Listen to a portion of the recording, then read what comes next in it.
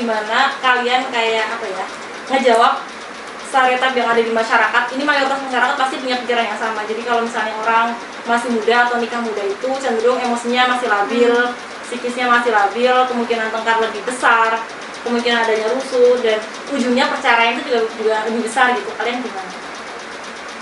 Coba dulu. Kalau aku guys, jujur belum nikah, baru ngurus surat. Orang kecamatannya aja ngelihat umurku 22 tahun. Kaget. Dan itu aku belum 22 tahun, 21 mau 22, benar guys. 21 mau 22. Itu tuh dianggap aku tuh hamil duluan karena badanku yang subur ini. Dan fenomenal di kecamatan itu tuh emang lagi banyak-banyaknya yang nikahnya buru-buru. Nah itu tuh diomongin dengan pedenya, ibu kan tuh ngomong kayak gini. Ibu, siapa tahu ibu nonton. Makanya mbak, Ibu kecamatan. makanya mbak, kalau pacaran itu Ya jangan yang bener, jangan kelabasan, jangan terlalu sering katanya. Ya aku kan dengan begonya aku, kenapa ibu? Aku tanya. Terus yang maju si bingung tuh, yang maju suamiku. Waduh. Maaf bu, dia nggak hamil. Dan aku di situ shock. Dikira aku hamil guys. Terus aku bilang, maaf bu, emang badan saya besar. Begitu. Dan ibunya bilang, oh maaf. Kesal nggak? Ya itu karena mayoritas masyarakat masih punya stereotip itu banyak gitu.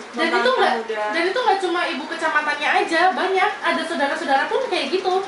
Terus apa lagi ya? Oh karena ini dikira oh iya nikah kan bapaknya kaya, padahal nggak ngerti maksudnya apa, kita tuh real life-nya tuh gimana. Cuma nikah harusnya numpang lagi hidup sama orang. Numpang lagi hidup kayak gimana.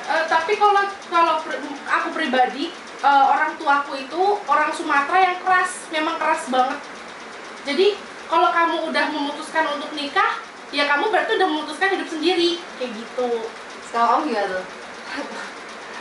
Dia ada ya, karena aku nikah juga bukan. Kebetulan aku nikah nggak ada yang nyinyir sih. Jadi kayak udah emang usianya lebih umum. Iya. Karena udah lulus kuliah juga. Udah lulus kuliah. Jadi waktu itu juga teman-teman di daerah rumah juga udah banyak juga yang nikah. Jadi pas lulus nikah biasa aja. Oh, jadi kalian setuju sama anggapan kalau misalnya masih muda itu psikisnya cenderung lebih labil? Setuju? Setuju. Terus nanggapinnya tentang stereotip orang, mestinya itu kan bisa digandeng-gandengin ya, labil, gandengannya perceraian, perkararan gitu. Ya aku sih bersyukurnya dapat suami yang tegas sih. Jadi kayak kita kalau ada masalah di dalam aja, jangan sampai keluar, maksudnya di dalam. Berarti kan intinya maksudnya tingkat kematangan psikis itu kan juga ya mungkin faktor usia mah masuk tapi nggak jadi yang utama gitu kan, nggak jadi penjamin gitu. Katanya Aisyah juga umur 9 tahun nikah tapi juga alhamdulillah masya Allah nggak cerai kan. Jadi maksudnya kadang tuh stereotip orang itu sangat menghujam seseorang. Jadi kalau aku pernah baca di buku yang bukunya The Delusion of Gender itu kan, orang itu tuh sering banget di stereotipin sama orang. Jadi kayak di mind undertreatin sama orang.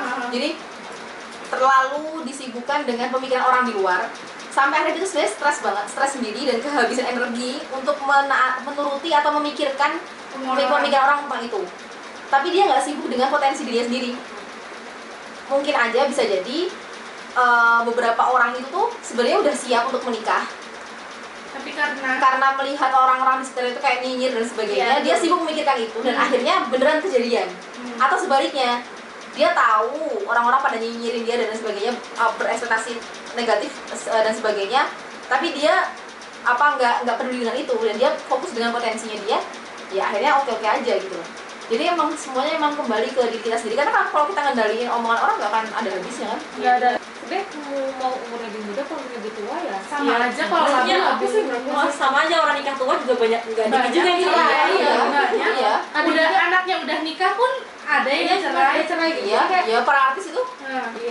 Nah, yang paling masalah tuh gini, ini menurut aku ya nih, gara-gara banyaknya pasangan muda artis dan mereka masing-masing buat vlog, itu parah banget sih. Itu semakin membangun stereotip orang bahwa yang namanya nikah muda itu pasti kayak bahagia banget. Jadi banyak orang yang kayak latah ngikutin, tapi pada akhirnya mereka nggak dapet sensasi yang sama. Ada juga misalnya ngikutin gagal terus menyalahkan itu. Iya, udah nih, kayak gara-gara nikah muda nih gitu. Ya sampai ada artis yang murtad segala gara-gara awalnya sendiri. Jadi ini aku nyebut merek ya. Itu kan maksudnya jangan salahkan orang lain lah, jangan salahkan masalah apa namanya tadi masalah umurnya. Enggak, emang kamu itu belum bisa ngetrit diri kamu dengan baik, ngetrit pasangan kamu dengan baik. Personalitinya yang harus dibenahi gitu. Betul guys. Makanya ketika mau nikah itu buat teman-teman yang mau nikah terutama tanyakan dulu ke diri masing-masing. Niatnya buat apa, menikah itu untuk apa gitu. Jadi jangan cuma karena lihat teman-temanku udah pernah nikah. Ya, itu satu, terus lihat sosok influencer di Instagram yang lagi hype.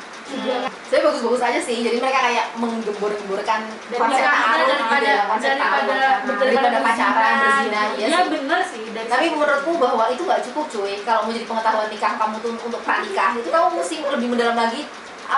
Telisik lah dari kitab, dari agama gimana secara mendalam, dari psikologi gimana secara mendalam. Jangan cuma ngandelin pasangan ini oke nih, pasangan ini oke, langsung dia ngindarin pacaran, ngindarin berzina, tapi dia ngasih contoh bermesraan di publik, gimana dong? Iya, makanya itu juga masalah. Dan itu yang bikin anak-anak muda yang sekarang, wah gila nikah enak banget ya. Jadi dia sebenarnya fokusnya bukan pada ibadahnya, pada mesra-mesraan, tapi nggak ada yang ngehujat. Itu kan ya mikirnya kan karena kan udah halal ya mesra. Oke, bermesraan itu pahala emang boleh, tapi kalau untuk publik dan itu disebarluaskan tuh kamu nggak malu? Ya bukan masalah nggak mau juga, karena kamu nggak pernah tahu dampak setiap orang itu pasti berbeda, gitu loh. Jadi bisa jadi satunya masalah, satunya lagi madorot. Sorry ya guys, ada telepon.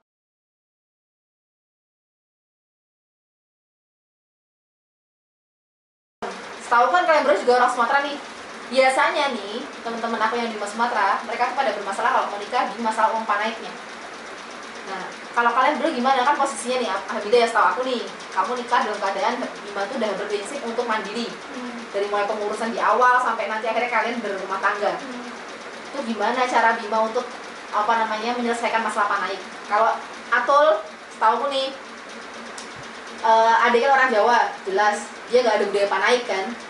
Dan keluarga kamu sebenarnya juga mix antara Jawa sama Sumatera. Jadinya mungkin nggak kental-kental banget, tapi kan pasti kalian berhadapan dengan masyarakat. Nah, itu gimana penyelesaiannya? Apakah kalian tetap mengikuti ada panaik atau enggak? Coba dari Ismi dulu.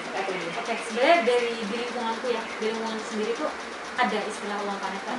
Jadi sempat dari cerita aku dulu ya.